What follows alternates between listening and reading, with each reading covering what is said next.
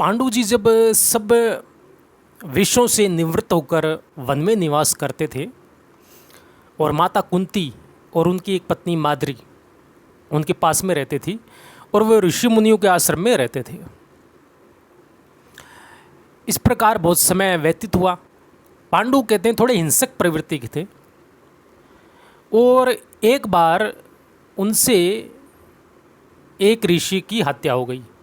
वो ऋषि थे किंदप मुनि। किंदप मुनि दरअसल अपनी पत्नी के साथ सहवास कर रहे थे और उस समय उन्होंने मिर्ग का रूप धारण कर रखा था। तो पांडु जी को ये बात पता नहीं थी।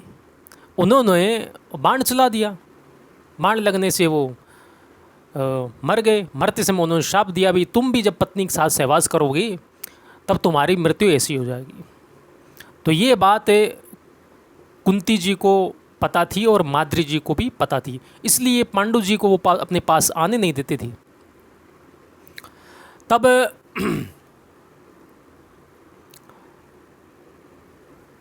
एक बार माद्री जी के साथ उन्होंने ज़बरदस्ती सहवास किया जिस कारण उनकी मृत्यु हो गई। तब माद्री जी तो उनके साथ सती हो गई। कुंती माता होना चाहती थी लेकिन उन्होंने माद्री जी ने रोक लिया। बोले नहीं नहीं, छोटी मैं हूँ, मेरे को हक अधिकार है सती होने का। तो इस प्रकार तब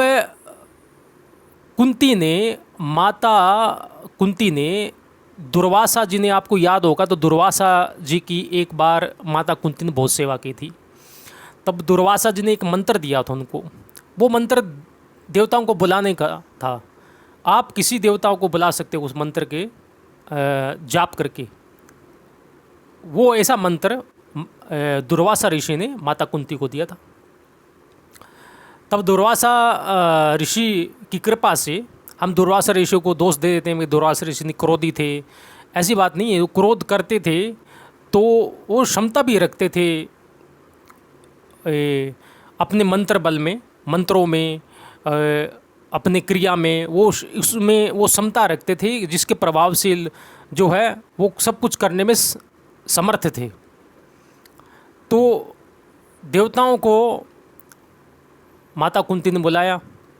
तो ये आपको पता ही होगा कि इंद्र के अंश से अर्जुन और पवन के अंश से भीम, धर्म के अंश से ये युधिष्ठिर जी और अश्विनी कुमार के अंश से नकुल सहदेव की उत्पत्ति हुई। ये मंत्रज पुत्र थे और ये ऋषियों के साथ बहुत समय तक कहते हैं आश्रम में रहे थे। तब ऋषियों ने इनको धृतराष्ट्र को सौंप दिया। तो वहाँ की प्रजा को बड़ी प्रसन्नता हुई।